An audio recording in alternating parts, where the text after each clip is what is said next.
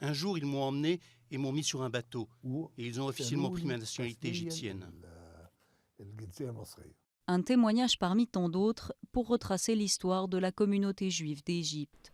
Dans son documentaire Juifs d'Égypte, le réalisateur Amir Ramsès met en évidence la montée de l'antisémitisme dans son pays, lié notamment au conflit israélo-arabe, un sujet très rarement abordé.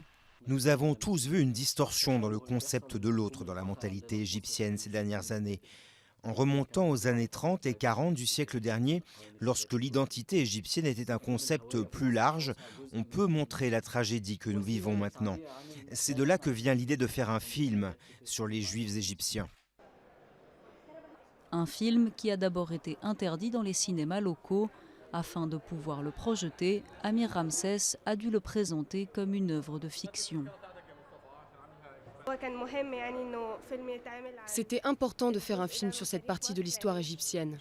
Beaucoup de gens ne sont pas au courant et ils ne peuvent pas comprendre ce qu'il s'est passé ou les circonstances de cette époque. La communauté juive d'Égypte a compté jusqu'à 80 000 membres. Aujourd'hui, ils sont à peine 200.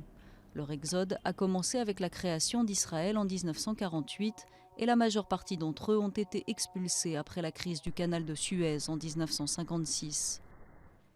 Magda Haroun est l'une des rares à être restée au Caire. Malgré la montée du sentiment anti-juif, elle n'est pas prête à quitter le pays.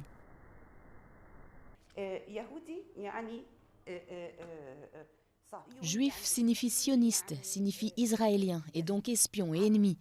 Aujourd'hui, quand je rencontre quelqu'un qui me dit qu'il n'en peut plus et qu'il veut partir, je réponds « Nous ne quitterons pas le pays, nous ne le quitterons pas, c'est notre pays ». Un pays où il ne reste que quelques synagogues, aujourd'hui abandonnées, comme ici au Caire.